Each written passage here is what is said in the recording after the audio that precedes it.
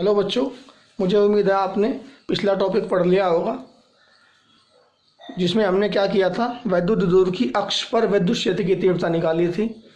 आज हम निकालेंगे वैद्युत द्विध्रुव की निरक्षीय अथवा अनुप्रस्थ स्थिति में विद्युत क्षेत्र की तीव्रता। कौन सी स्थिति में? वैद्युत द्विध्रुव की निरक्षीय अथवा अनुप्रस्थ स्थिति में विद्युत क्षेत्र की तीव्रता का सूत्र हम आज निकालेंगे। तो पहले आपको ये जानना पड़ेगा कि विद्युत द्विध्रुव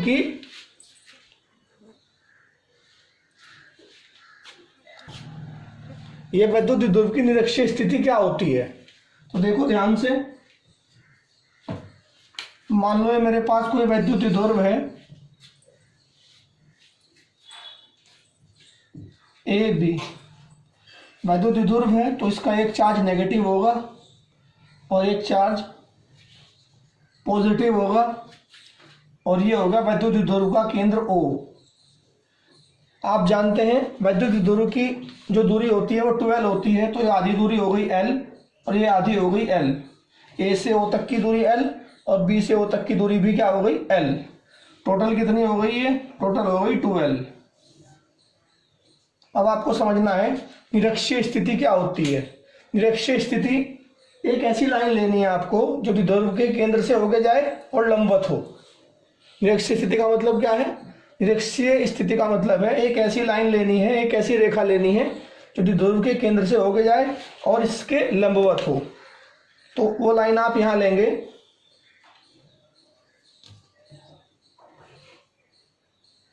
मान लो ये वो लाइन है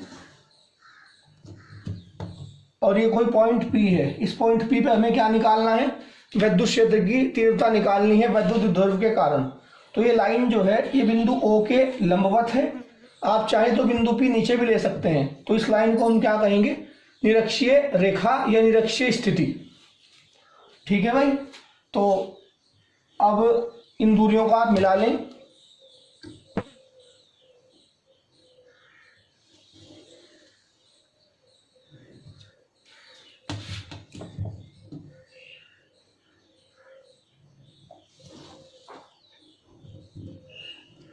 तो देखो बच्चों, तो बिंदु P कहाँ हो गया? वैद्युत द्विध्रुव की निरक्षीय स्थिति में हो गया। बिंदु P कहाँ हुआ? वैद्युत द्विध्रुव की निरक्षीय स्थिति में। निरक्षीय स्थिति मैंने आपको बता दी, एक ऐसी लाइन जो द्विध्रुव के केंद्र के लंबवत होकर जाएगी उसे क्या कहेंगे? वो लाइन क्या कहलाएगी? निरक्षीय रेखा कहलाएगी। ठीक है। अब पहले इतनी बात लिख लो आप जितनी मैंने आपको बताई। लिखो, माना कोई वैद्युत द्विध्रुव -q व +q स्थिर बिंदु आवेशों से मिलकर बना है। माना कोई वैद्युत द्विध्रुव AB लिखना इसका नाम। माना कोई वैद्युत द्विध्रुव AB -q व +q स्थिर बिंदु आवेशों से मिलकर बना है, जिनके बीच की दूरी 12 है। देखो ये दूरी 12।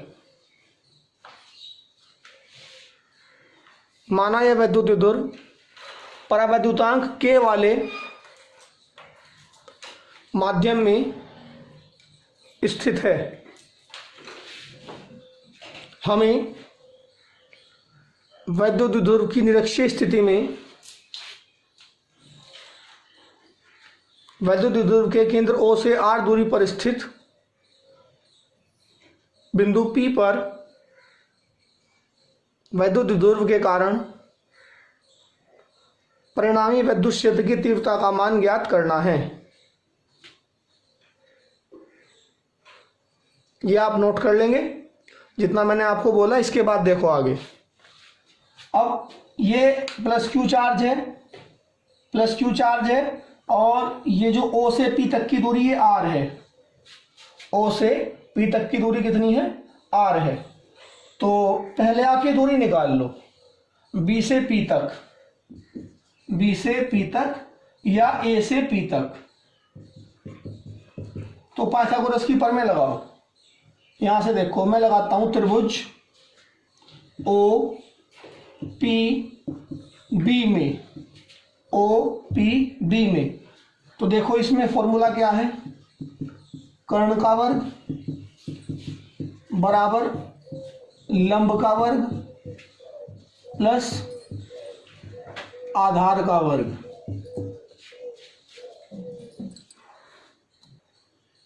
तो भाई कर्ण यहाँ पे हमारा ये है BP, लंब हमारा यहाँ पे है R, और आधार है हमारा यहाँ से L। तो BP बराबर आ गया वर्गमूल R² प्लस L²। तो ये पाइथागोरस की प्रमेय से मैंने BP निकाल दिया, और आप इधर से ये त्रिभुज ले सकते हैं OAP। इसमें भी जब आप AP निकालोगे तो इतनी ही आएगी, सेम आएगी, क्योंकि ये दूरी यहाँ R है और यहाँ L है। तो ये दोबारा कितनी आ जाएगी, इधर भी वर्गमूल R² प्लस L²। तो ये दूरी आपने निकाल दी है, कितनी आई,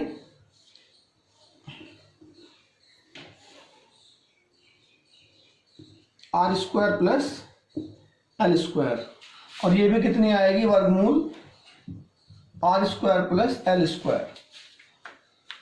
इसे नोट कर ले, फिर मैं इसे मिटाऊंगा। इसे नोट कर लो भाई। तो भाई वो नोट कर लिया होगा आपने। अब आप देखो आगे, जो हमारा मेन पॉइंट है, हमें बिंदु P पर निकालना है विद्युत क्षेत्र की तीव्रता। किसके कारण, विद्युत द्विध्रुव के कारण। तो ये +Q आवेश है और ये बिंदु P है। तो +Q आवेश के कारण विद्युत क्षेत्र की तीव्रता आप जानते हैं बाहर को होती है। +Q के कारण विद्युत क्षेत्र की तीव्रता कहाँ को होती है, बाहर को होती है। अगर आपको ना याद हो तो आप एक काम करो, यहाँ परीक्षण आवेश रख के देख लो, और ये +Q और परीक्षण आवेश आप जानते हैं प्लस का होता है। तो ये +Q आवेश उसे कहाँ धकेलेगा, बाहर को धकेलेगा। इसका मतलब क्या हुआ कि +Q से विद्युत क्षेत्र की तीव्रता कहाँ को हुई, बाहर की ओर। वो मैं बना देता हूँ।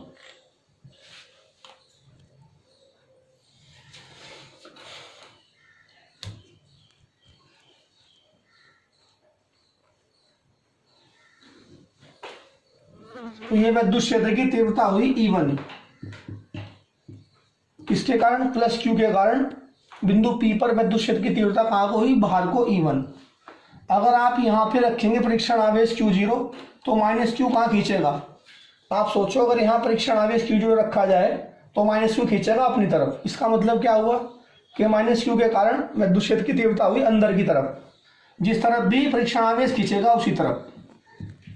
तो ये हुई विद्युत क्षेत्र की तीव्रता किसके कारण, ये हुई -Q के कारण विद्युत क्षेत्र की तीव्रता।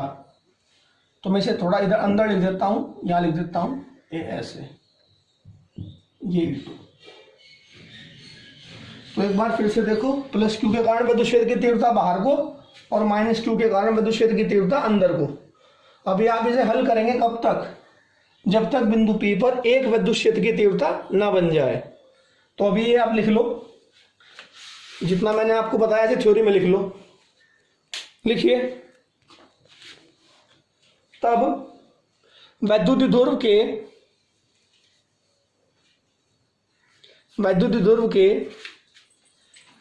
+Q बिंदु आवेश के कारण बिंदु P पर विद्युत क्षेत्र की तीव्रता, बिंदु P पर विद्युत क्षेत्र की तीव्रता वो क्या हो जाएगी, E1। फॉर्मूला आप जानते हैं, 1/4πε0 K Q अपॉन, आप विद्युत क्षेत्र निकाल रहे +Q से बिंदु P पर, तो आप +Q से बिंदु P तक की दूरी भरेंगे।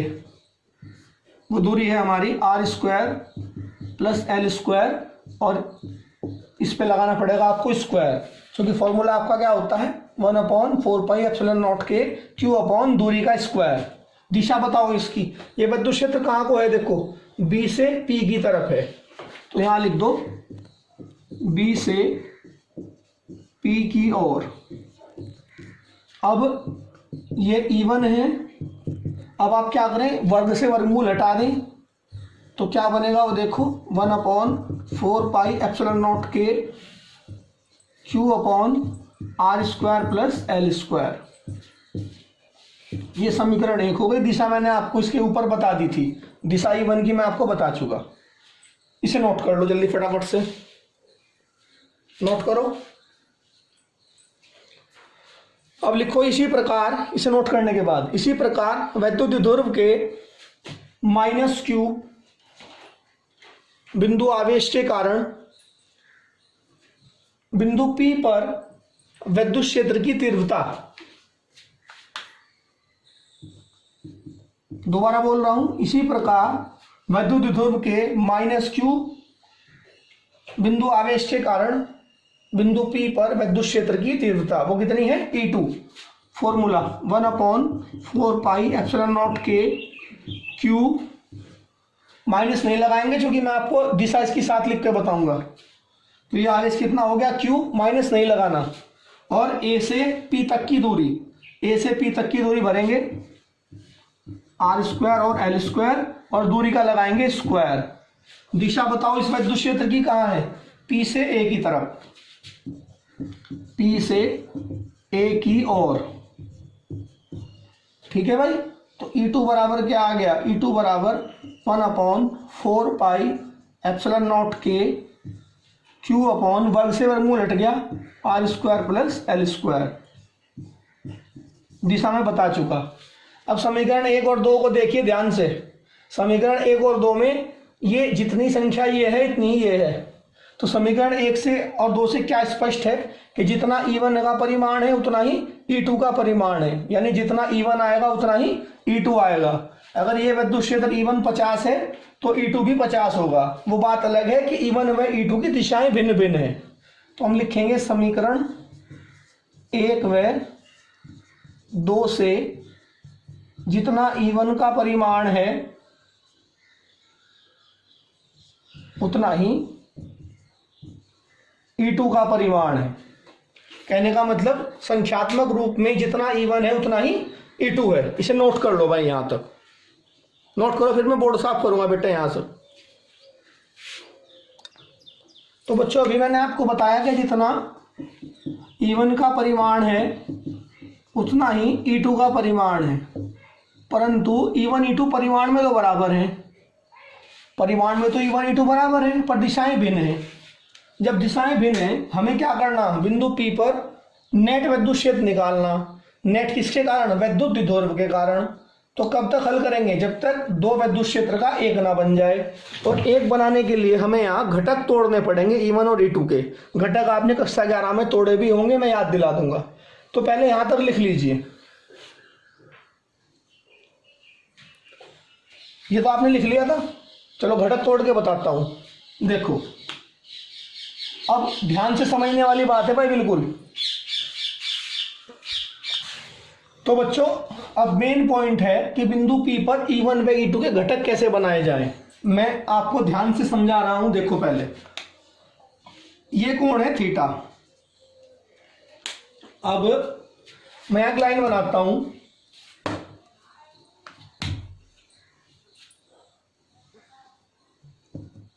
और एक लाइन बनाता हूं मैं यहां।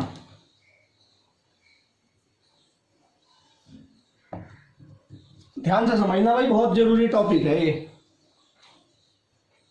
अब देखो जरा, ये कोण थीटा है, ये कोण थीटा है। ये लाइन ऐसे देखो, ये लाइन समांतर है दोनों। एक तो मैंने जो लाइन बनाई ये वाली, और एक ये वाली समांतर है, और समांतर लाइन को तो ये रेखा काट रही है। तो अगर ये कोण थीटा है तो ये भी थीटा बनेगा, और ये भी थीटा बनेगा। ठीक है भाई। अब जरा ध्यान से देखो, ये कोण भी थीटा है। तो ये जो E1 है, मैं ये घटक आपको अलग से बना के दिखाऊंगा यहां साइड में, जो आपको अच्छा समझ में आ जाए। ये बिंदु P हुआ, ये हुआ बिंदु P। जैसे बिंदु P यहां है, अलग से बना के दिखा रहा। घटक यहां भी लिख दूंगा, लेकिन आप अलग से समझो इन्हें। अब बिंदु P पे विद्युत क्षेत्र है E1। ये E1 है, देखो जो का तू। और नीचे को कौन है, ये E2 है। ये E2 हो गया। ठीक है। अब ये कोण थीटा है, देखो जरा थीटा, और ये कोण भी थीटा है।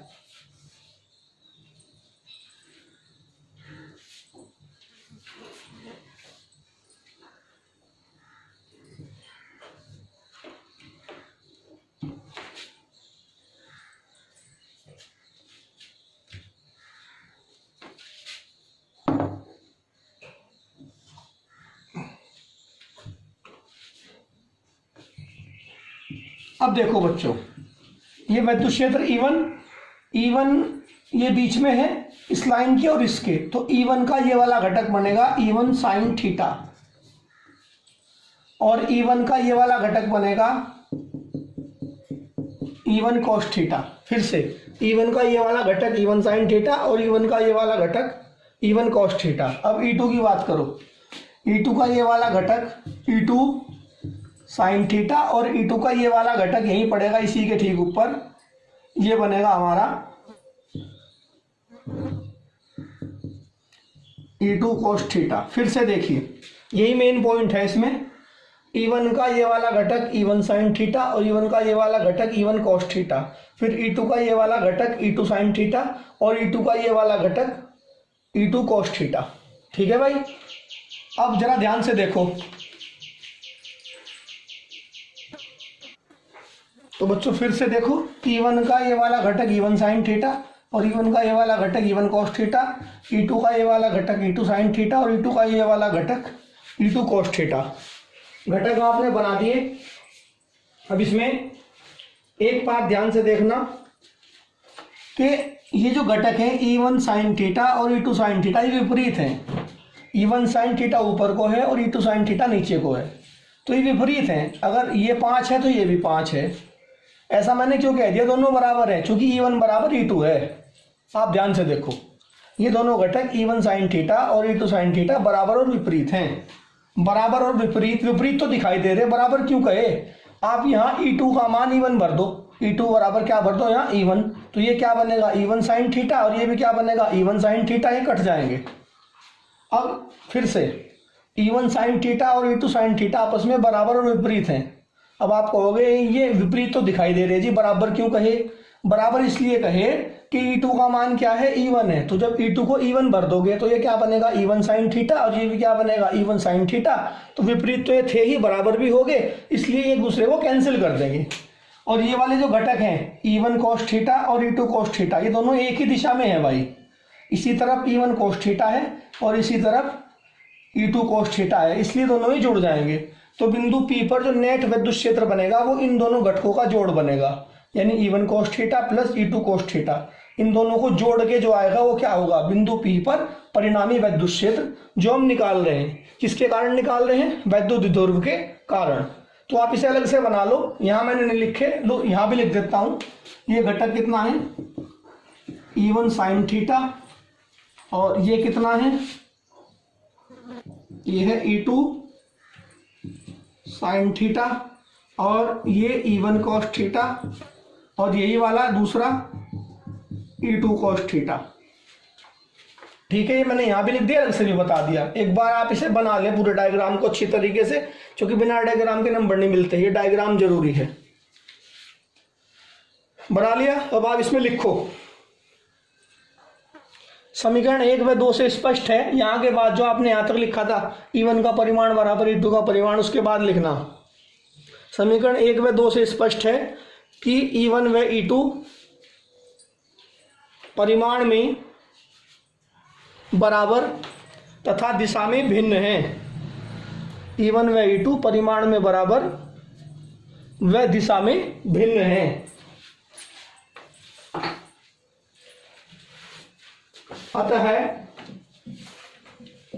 अतः बिंदु P पर परिणामी विद्युत क्षेत्र की तीव्रता, अतः बिंदु P पर परिणामी विद्युत क्षेत्र की तीव्रता ब्रैकेट में लिखना E ज्ञात करने के लिए E1 व E2 को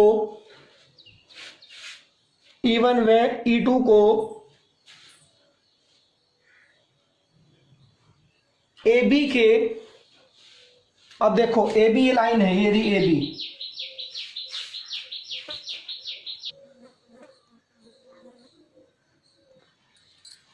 AB के समांतर तथा लंबवत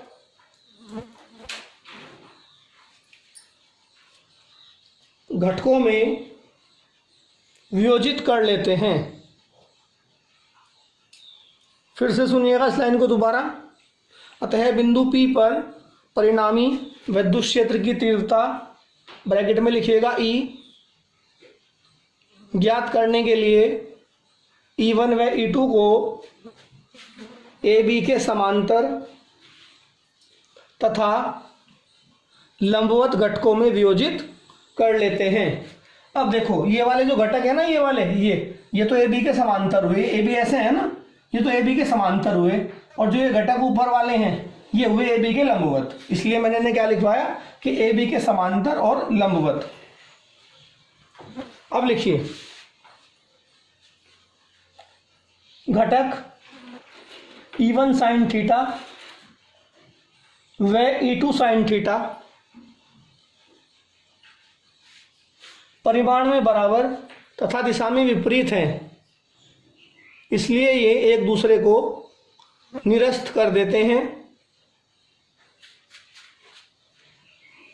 जबकि घटक E1 cos थीटा व E2 cos थीटा एक ही दिशा में हैं, इसलिए ये जुड़ जाते हैं। तो ये इन्होंने कैंसिल कर दिया और भैया ये जुड़ गए, ये दोनों जुड़ गए। अब मैं इसे मिटा रहा हूं तो इसे नोट कर लेंगे जरा। तो बिंदु P पर परिणामी विद्युत क्षेत्र की तीव्रता क्या बनी? इन दोनों घटकों का जोड़, E1 cos थीटा और E2 cos थीटा का जोड़। तो अतः बिंदु P पर परिणामी विद्युत क्षेत्र की तीव्रता E बराबर ये दोनों घटकों का जोड़, E1 cos थीटा और E2 cos थीटा, ये दोनों जुड़ जाएंगे। आपको पता है E2 का मान कितना है? E2 का मान E1 है, तो हम यहाँ E2 का मान E1 भर देंगे। E1 cos थीटा जो का 2 और E2 का मान क्या भर दिया हमने यहाँ? E1 cos थीटा जुड़ के हो गया 2E1 cos थीटा। E1 का मान समीकरण 1 से आपको पता है, cos थीटा में बता रहा हूं। तो अब देखो यहाँ त्रिभुज AOP में cos थीटा निकालो, cos थीटा का फॉर्मूला। तो cos थीटा बराबर क्या होता है? आधार बटे कर्ण। अब देखो थीटा के सामने का लंब तो आधार हो गया L, तो cos थीटा बराबर L और आधार बटे कर्ण होगी भुजा AP। तो ये हो गया कर्ण के स्थान पे R स्क्वायर और L स्क्वायर का अंडर रूट। तो ऐसे हमने क्या निकाल दिया? cos theta. अब इसे समीकरण 3 मान लो, समीकरण 3 में cos थीटा और E1 का मान भर दो। यहां तक नोट करो, पहले नोट कर लीजिए।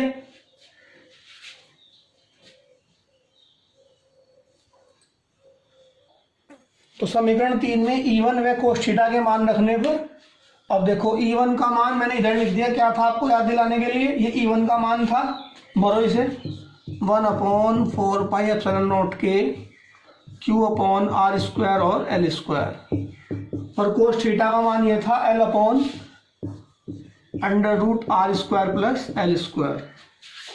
अब ध्यान से देखो, ये घात 1 है और ये वर्गमूल का मतलब घात है 1/2। तो 1 और 1/2 कितना हो गया? 1.5।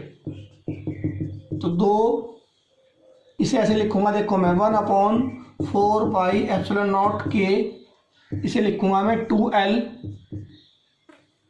ऐसे लिखूंगा, सॉरी Q × 2L लिखूंगा।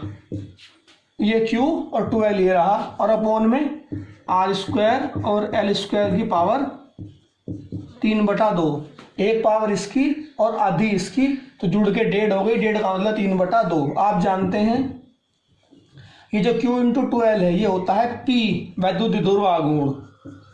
तो ये कितना बन जाएगा? ये हो जाएगा P, और अंदर ये क्या बचेगा? R स्क्वायर और L स्क्वायर की पावर 3/2, और ये मात्रक हो गया इसका न्यूटन प्रति कूलाम।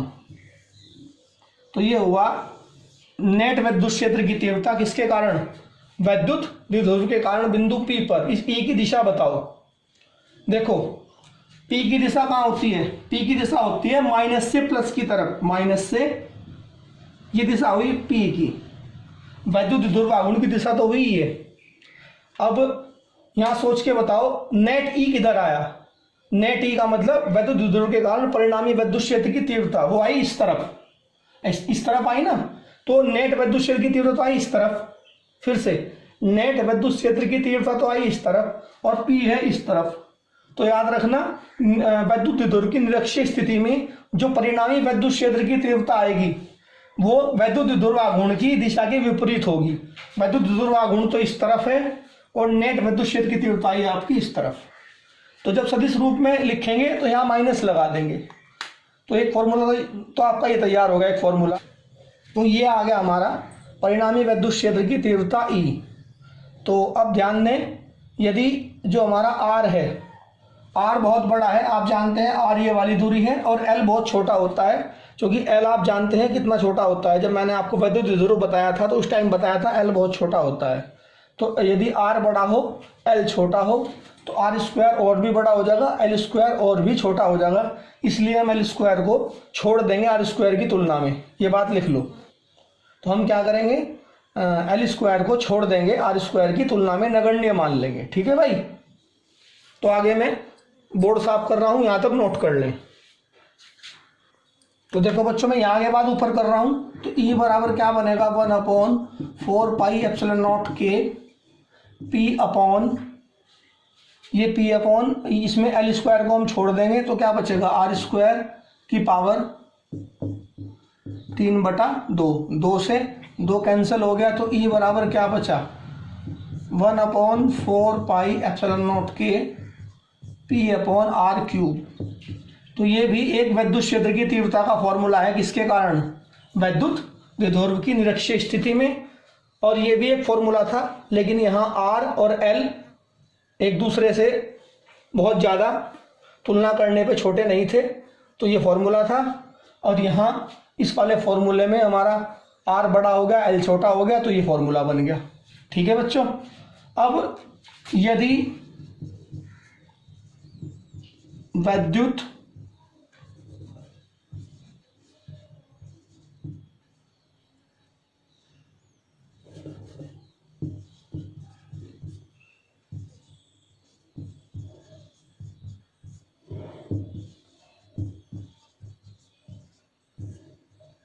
द्विध्रुव वायु या, यदि विद्युत द्विध्रुव वायु या निर्वात में हो तो K का मान 1 हो जाएगा। यहाँ K को 1 भर दो। सदिश रूप आप इसका लिखो। मैंने आपको बताया था कि नेट विद्युत क्षेत्र इस दिशा में है और विद्युत द्विध्रुव आघूर्ण इस दिशा में है, तो इसलिए E और P विपरीत है, तो मैंने यहाँ लगा दिया नेगेटिव सदिश रूप में। यानी जिस तरफ P है ना, P कहाँ है, -Q से +Q की ओर, तो E कहाँ हुआ, E हुआ +Q से -Q की ओर। इसलिए यहाँ नेगेटिव लगाया गया है कि विद्युत क्षेत्र जो परिणामी आया निरक्षीय स्थिति में, और जो विद्युत द्विध्रुवाघूर्ण है P, वो आपस में क्या है, विपरीत हैं, तो इसलिए यहाँ नेगेटिव मैंने लगा दिया। आज के वीडियो में इतना ही। उम्मीद है आपको टॉपिक क्लियर हो गया होगा। धन्यवाद।